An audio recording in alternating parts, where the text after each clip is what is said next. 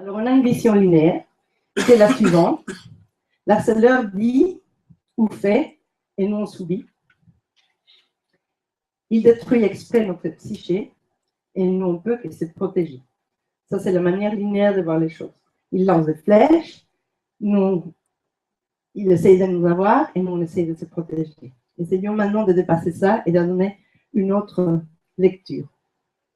Alors, je voulais que vous vous mettiez par deux, donc juste les voisins que vous savez à côté de vous, et que vous réfléchissez à comment décrirez-vous la dynamique de l'harcèlement. Si vous avez connu une situation, est-ce que vous pourriez la décrire avec la personne à côté? Vous choisissez une situation, vous dites, tiens, j'ai une situation, on n'a pas beaucoup de temps, et simplement que vous puissiez dire, par exemple, la personne A a commencé à faire ça et ça et ça, la personne B, voilà comment elle a réagi, la personne comme elle sait, et que vous parliez un peu de cette dynamique, comment vous la voyez. Donc, je vous invite vraiment à vous pouvoir aussi prendre juste 2-3 minutes et pouvoir réfléchir à une situation et vous dire, tiens, comment est-ce que je vois cette dynamique de manière à ce qu'on puisse comparer.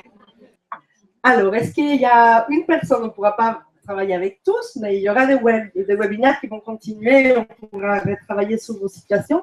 Est-ce qu'il y a quelqu'un qui veut partager un peu la dynamique qui a pu déceler en quelques mots? Autant de volontaires. On peut dire deux mots. Oui, vas-y. Fais-le avec moi parce que on a parlé de subtilité du discours, d'ambiguïté dans les mots qui peuvent être interprétés dans un sens ou dans l'autre. On m'entend? Bon. Oui, très bien. Qu'est-ce qu'on a dit d'autre? On a pensé que souvent la personne fait ou dit quelque chose et ne pense pas, donc il y a un message explicite et implicite. D'accord. L'ambiguïté, elle est là. C'est-à-dire ce que je dis ou ce que je fais, c'est pas en réalité ce que je pense ou ce que j'ai l'intention de faire. Donc, je mets l'autre avec toujours une incompréhension. D'accord.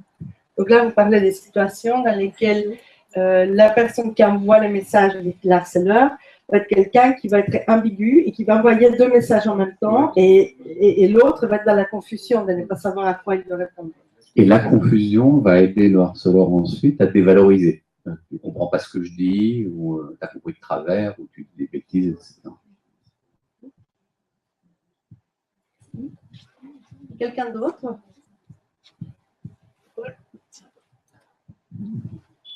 C'est difficile parce qu'on n'a qu'un point de vue. Hein. C'est une personne qui se plaint. Oui, bien donc sûr. On va essayer de renverser pour la deuxième partie. Donc elle dit qu'elle n'arrive jamais à le satisfaire. Quand tu lui demandes quelque chose et qu'elle le fait, ou c'est pas assez bien, ou c'est trop bien. Alors du coup, elle vient se plaindre. Elle se plaint auprès des autres en permanence. Et elle se plaint, elle, de jamais arriver à le satisfaire, de jamais être bien, et donc d'en souffrir. Et en face, on a une personne qui crie, qui fait peur, qui lance des objets, qui va jusqu'à se coucher sur la route au milieu de la circulation pour avoir un impact sur la personne. Bon. Après, c'est difficile parce que le reste, c'est des choses qui ne sont pas concrètes. Donc, c'est difficile d'en parler, on ne peut pas travailler dessus. Oui. Mais ça, c'est des vraies plaintes. Oui. Merci. Moi, j'ai eu aussi une personne qui était harcelée dans l'enseignement, c'était une prof. Elle se mettait à travers la route à poil. Il travaillait dans l'enseignement catholique, alors je vois comme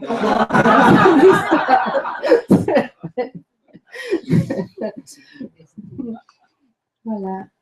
Alors, on va essayer de donner un tout petit twist pour arriver à une vision systémique et on va vraiment utiliser les différents témoignages. Donc, vous savez, l'idée de la vision systémique, c'est qu'il y a ce qu'on appelle les qualités émergentes.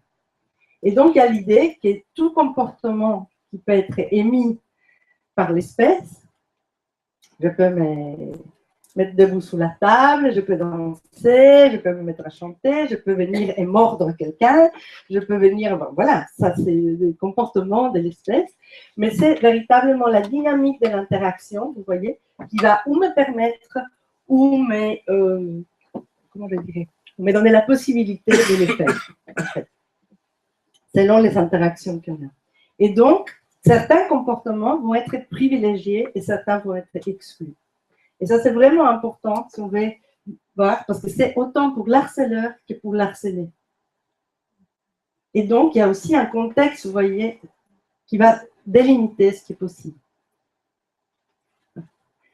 Alors, on va se dire dans quel contexte interactionnel ces comportements ont du sens. Vous voyez, on ne va pas dire l'harceleur, c'est un méchant, l'autre personne victime, même si on peut moralement le voir comme ça, bien sûr. Mais l'idée, c'est de dire quel est l'essence du comportement de l'un et de l'autre dans les contextes ciblés. Parce que si on ne comprend pas l'essence, on ne sait pas comment aborder la personne et comment changer. Et le deuxième, c'est que si on nous dit, oui, mais le système fonctionne comme ça, nous, ce qu'on pense, c'est qu'il y a le fonctionnement du système et sa propre explication. Le système fonctionne comme ça parce qu'il fonctionne comme ça.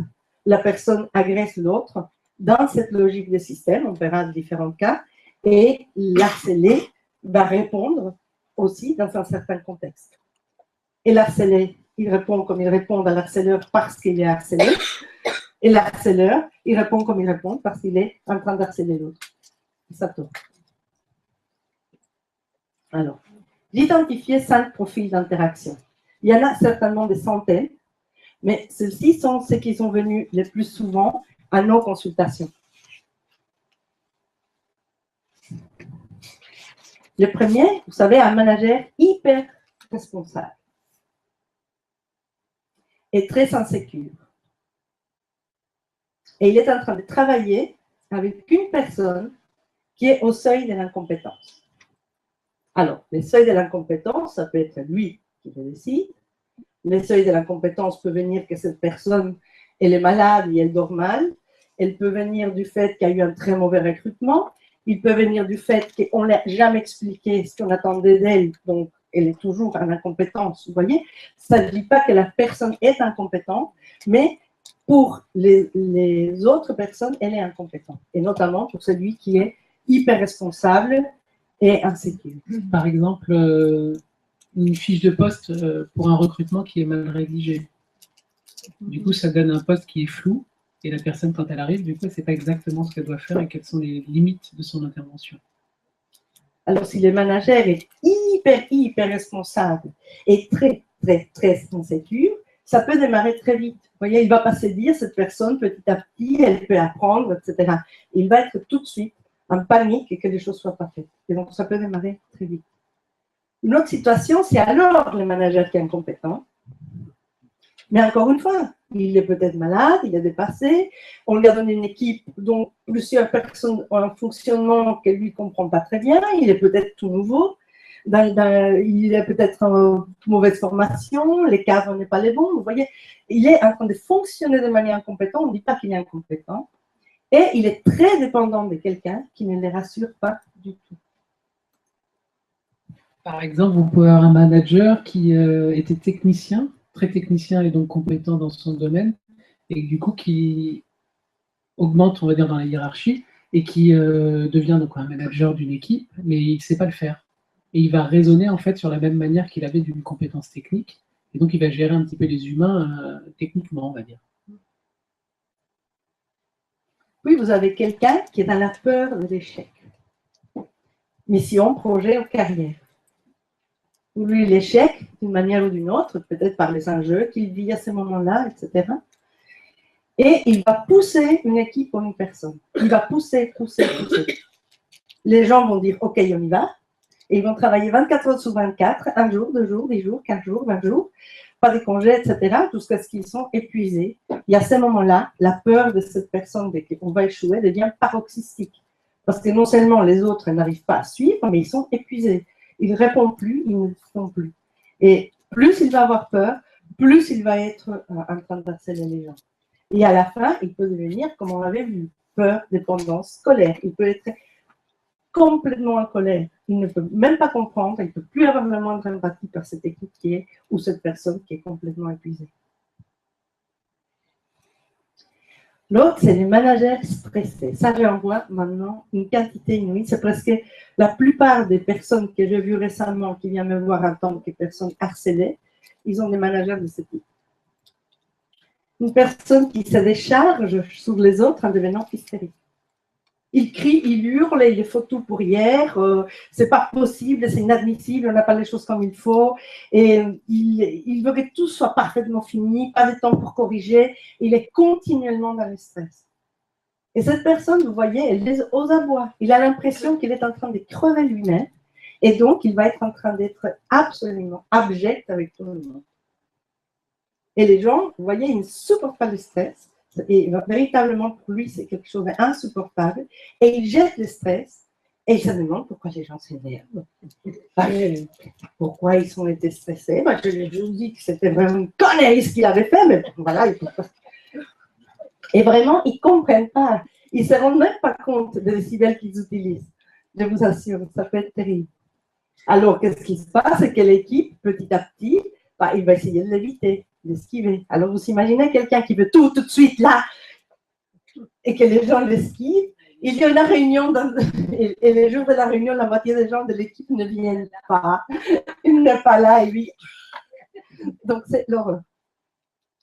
Et le dernier, étonnamment, c'est un manager qui couvre une personne. Il voit que quelqu'un est déprimé, il va venir l'aider, il va faire des choses à sa place, il va demander que les autres ne les dérangent pas.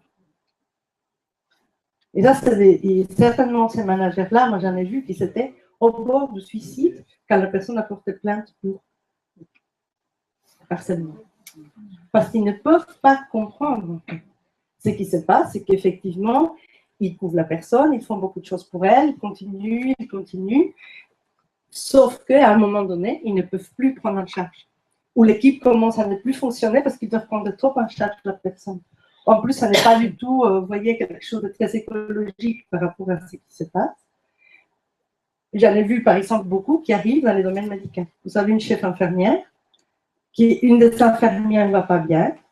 En tant qu'infirmière, elle est extrêmement empathique. Donc, si la personne ne va pas bien, elle ne doit pas porter, elle ne doit pas faire ceci, cela.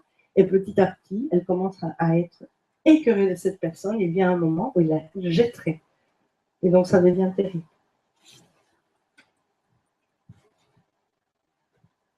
Alors, on a les mêmes 5 profils d'interaction, mais d'habitude, vous voyez, comme nous vivons une époque formidable, vous rajoutez un M+1 et un M+2 qui fonctionnent plus ou moins sous la même forme. On va rajouter un petit contexte dit de crise avec une pression financière énorme. On va lui rajouter un petit peu des équipes sous-staffées. On peut aussi rajouter quelques actionnaires impatients et extrêmement avides. On rajoute un conjoint qui n'a pas de travail ou qui a des sérieux problèmes de travail. Pourquoi pas, on rajoute des phrases du type « Un homme qui n'a pas une Rolex à 50 ans, il a raté sa vie ». Quand vous avez 49 ans, les choses ne vont pas bien, ça fait plaisir. Quoi. Et le dernier, vous rajoutez un gamin qui va aller à l'université de Stanford. Je crois qu'on a 230 000 semestres, quelque chose comme ça. Donc, quand vous mettez ça, vous voyez, vous êtes en face de quelqu'un qui peut devenir en fait tueux. Et si on mélange ça dans l'entreprise, du coup, ça fait une entreprise qui est de la dynamite. Alors, j'aime bien cette phrase de Byron Katie qui dit « Le premier acte d'agression est la défense.